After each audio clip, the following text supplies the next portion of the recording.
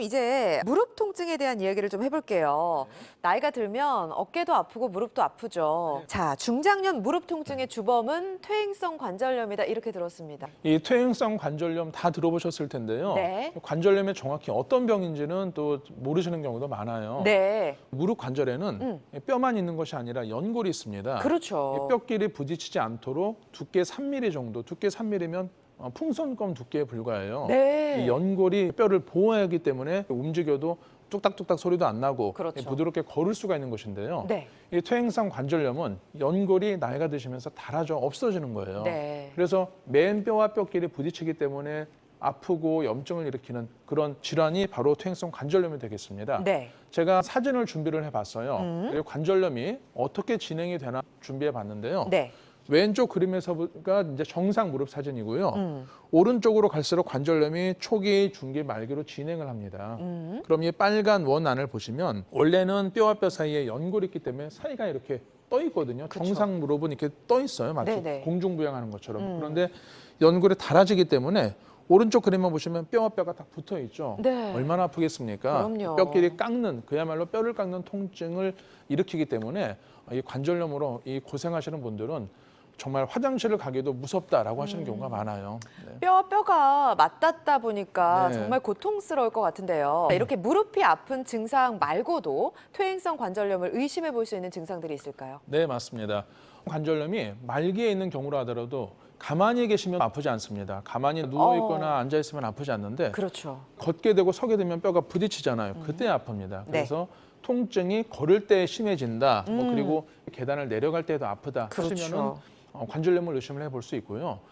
또 하나는 가만히 있어도 무릎이 붓고 물이 찬다는 분들이 계세요. 맞아요. 오른쪽 왼쪽 비교했을 때 한쪽은 괜찮은데 네. 반대쪽은 좀 무릎이 빵빵해요라고 오시는 경우 많은데 연골이 손상이 되면 안에 물이 찹니다. 그래서 무릎이 붓고 물이 차도 의심을 해볼 수 있고요. 마지막 단계로는 다리가 점점 오다리 모양으로 됩니다. 네. 그래서 간혹 환자분들 보시면 나는 몰랐는데 뒤에서 누가 봤는데 걸음을 양반다리로 걷는다, 뒤뚱뒤뚱 걷는 데서 오시는 분들이 많아요. 이때는 연골이 정말 많이 닳아서 골 변형까지 온 가능성이 있기 때문에 그렇죠. 다리가 휘는 증상이 나타날 수 있기 때문에 빨리 병원에 가셔서 치료를 하셔야 합니다. 변형까지도 초래할 수 있으니까요. 방치하시면 안 될 것 같습니다. 무릎이 보내는 경고음을 무시하시면 안 될 것 같은데 진단을 해야 되잖아요. 네. 어떻게 하나요? 네, MRI 검사를 많이 하죠. 이 무릎이 아프면 MRI를 많이 찍으시는데 네. 사실 MRI는 흑백으로 보는 거고 2차원적으로 보는 거, 평면으로 보는 검사거든요. 그렇죠. 가장 정확한 건 육안으로 보는 겁니다. 네. 내 맨눈으로 보는 것이 가장 정확한데요. 그렇죠. 최근에는 미세침 내시경이라고 해서 절개하지 않고 그냥 정말 내시경을 톡 집어넣어서 속을 관찰하는 방법이 있습니다. 기존의 이 내시경은 두께가 이 오른쪽에 볼펜만 합니다. 연필만 하기 때문에 네. 절개를 1cm 정도는 해야 돼요. 그런데 이 미세침 내시경은 두께가 1mm 크기에 불과하기 때문에 절개하지 않고도 집어넣어서 즉석에서 진단과 치료가 가능한 장점이 있겠습니다. 네? 그래서 관절염은 미세침 내시경을 이용해서 충분히 외래에서 진단이 가능하다라고 이해하시면 될 것 같습니다. 네, 알겠습니다. 자, 서희수 원장과 중장년의 고질병, 퇴행성 관절염에 대해서 알아보고 있죠. 자, 그렇다면 이제 치료를 받아야 될 텐데 네. 재생 치료가 좀 도움이 될 수 있을까요? 네네. 이 무릎에 이제 연골이 닳게 되면은 연골을 재생을 해야지 근본적인 원인 치료가 될 거 아닙니까? 그렇죠. 이 골수자극 재생술은 무릎뼈에 이 작은 구멍을 미세하게 뚫어서 안에 있는 골수가 흘러나오게 하는 방법입니다. 네. 왼쪽 그림에서처럼 정밀 초음파나 미세침 내시경을 이용을 해서 네. 먼저 손상된 부위를 확인을 해요. 그러면은 연골 손상 부위는 저렇게 이 아스팔트 도로에 구멍이 뻥 뚫린 것처럼 함몰된 구덩이가 보이거든요. 네. 연골 손상 부위에 이 특수한 도구를 이용을 해서 1mm의 작은 구멍을 뽕뽕뽕뽕 여러 개 뚫어줍니다.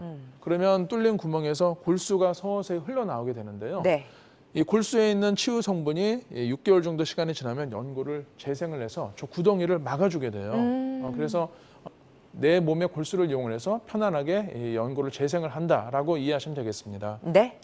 예후가 좋았던 치료 사례를 통해서 골수 자극 재생술에 대해서 조금 더 자세히 알아보도록 하겠습니다. 어떤 사례 준비해 오셨나요? 네. 연골 손상 관절염이 많이 심하신 분인데요. 네. 이 왼쪽 그림에 보시면 MRI 상에서 연골이 없어서 속이 텅 비어 있습니다.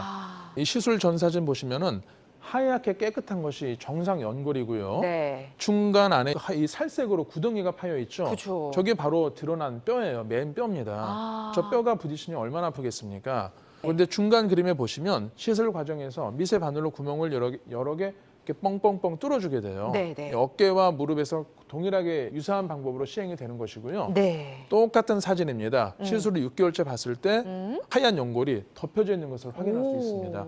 물론 이렇게 재생된 연골은 어머니가 물려주신 연골보다 못해요. 그래서 잘 관리를 하셔야 되지만 네. 그래도 왼쪽 사진과 오른쪽 사진 보시면 어떤 것을 선택하시겠습니까? 당연히 오른쪽이 훨씬 그렇죠. 낫겠죠. 예, 그래서 이 관절염 환자분들께 도움이 되는 치료라고 하겠습니다. 골수 자극 재생술에 대해서 알아봤잖아요. 특징을 정리해 보겠습니다. 네. 골수 자극 재생술은 네. 무릎 관절염의 초기, 중기에서 많이 사용하는 방법이고요. 말기에서는 약간 제한적입니다. 왜냐하면 뼈와 뼈가 연골이 너무 닳아서 뼈와 뼈가 그렇겠죠. 붙어 있을 때는 인공관절이 필요할 가능성이 높아요. 네. 그래서 인공관절을 하시기 전 단계에 최대한 내 무릎으로 오래 인공관절 수술하지 않고 오래 쓸 수 있는 장점이 있어서 초기와 중기 관절염 환자분들에게 적합하겠고요. 내 몸의 골수에 있는 그 치유 성분을 이용을 해서 연골을 재생을 하는 방법이 되겠습니다. 진료를 보다 보면 안타까운 부분이 너무 시기가 늦어서 오시는 경우가 있어요. 이때는 이런 재생 치료가 안 됩니다. 네. 내 관절로 수술하지 않고 오래 쓰셔야 되는데 골수자극 재생술의 대상이 너무 말기까지 진행이 되면 안 되기 때문에 가까운 병원에 가셔서 빨리 치료를 받으실 것을 항상 권장드리고 있습니다. 네. 알겠습니다. 골수 자극 재생술의 특징 정리해봤습니다. 자, 서희수 원장과 어깨, 무릎 질환의 재생 치료에 대해서 알아보고 있는데, 자 원장님 이번에 어떤 치료법 소개해 주실까요? 네, 무릎도 다양한 재생 치료 방법이 있습니다. 네. 그 중에서 자가 연골 재생술이라는 좀 이름이 복잡한 방법이 있어요. 이 자가 연골 재생술은 이 어깨와 마찬가지로 이 바이오 콜라겐이라고 하는 특수 콜라겐도 넣고 네. 연골의 이 재생을 돕는 핵산이나 히알루론산도 주입을 하고 이 미세한 바늘로 정밀 초음파나 미세침 내시경 하에서 특수한 부위를 또 자극을 해서 연골의 재생을 돕는 연골에 도움이 되는 것을 동시에 하는 방법이에요. 그런데 단순한 연골 주사나 콜라겐 주사와는 달리 네. 정밀 초음파나 미세침 내시경 하에서 보면서 합니다. 이 특수한 부위를 그냥 단순 주사하는 것이 아니라 네. 특수한 보면서 연골 손상된 부위에 일일이 연골의 재생을 돕는 복합적인 것을 모두 다 넣고 국소적으로 미세 바늘로 자극을 해서 연골이 살아나오게 하는 방법이 되겠거든요. 그래서 이것을 다른 말로 칵테일 재생술이라고 합니다. 우리 칵테일이 예. 이 술도 섞고 저 술도 섞고 그렇죠. 뭐 모든 섞어서 만드는 게 칵테일이잖아요. 네.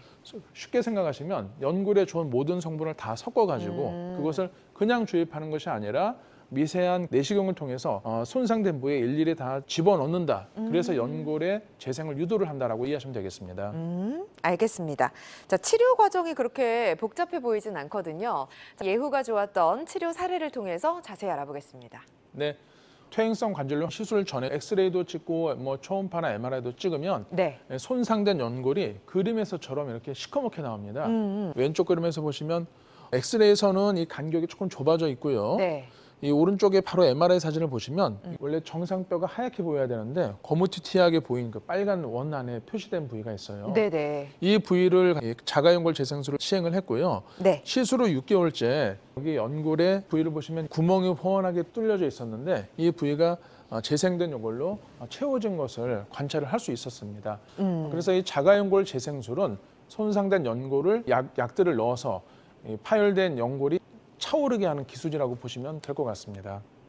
알겠습니다. 손상된 연골의 재생을 돕는 자가 연골 재생술. 이번에도 특징을 좀 정리해 보겠습니다. 네, 이 자가연골 재생술은 이 무릎 관절염을 치료를 하는 방법인데요. 네. 모든 무릎 관절염에서 대상이 되는 것은 아니고요. 말기 전 단계, 그러니까 초기나 중기 관절염에서 네. 닳아진 연골을 최대한 원래대로 좀 복원을 한다라고 이해하시면 될 것 같습니다. 연골에 좋은 콜라겐이나 이 조직 치유 성분, 이 증식을 촉진하는 약제 네. 이런 것들을 넣음과 동시에 이 미세한 내시경 하에서 국소적으로 손상된 부위에 액체를 이렇게 집어넣게 됩니다. 터널을 만들어서 집어넣게 되면은 그 안에서 이제 오래 이 약제들이 잔류를 하면서 이 연골의 재생을 돕게 돼요. 네. 무엇보다도 부분 마취하에서 시술이 30분 정도면 끝나기 때문에 바로 일상생활로 걸어 다니실 수 있습니다. 네, 중장년의 어깨와 무릎 통증에 대해서 이야기하고 있잖아요. 다스릴 수 있는 여러 가지 네. 치료 방법을 알아봤는데 재생치료 알아봤잖아요. 치료 네. 원리를 다시 한번 네. 짚어보도록 하겠습니다. 네. 예전에는 뭐 어깨가 됐든 무릎이 됐든 조직이 노화되고 손상이 되면은 그것을 절개를 하고 물리적으로 복원을 그렇죠. 했어요. 그런데 이 수술은 이런 장점도 있지만 단점이 정상 조직도 해치지 않습니까? 네. 정상 조직도 해치고 상당 기간 재활하느라 불편하고 출혈이나 감염, 수술 후유증들이 있을 수 있기 때문에 네. 의사들이 연구를 한 겁니다. 이 수술하지 않고도 이 조직을 치유할 수 있는 방법이 없을까 해서 네. 탄생한 것이 바로 재생치료법이 되겠고요. 네.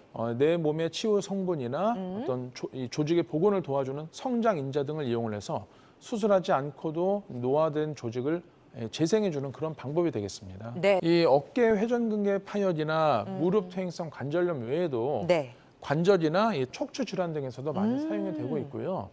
이 장점인 비수술적으로 손상된 조직의 재생도 촉진해서 관절 기능도 회복하고 통증도 감소를 하는 그런 장점이 있겠습니다.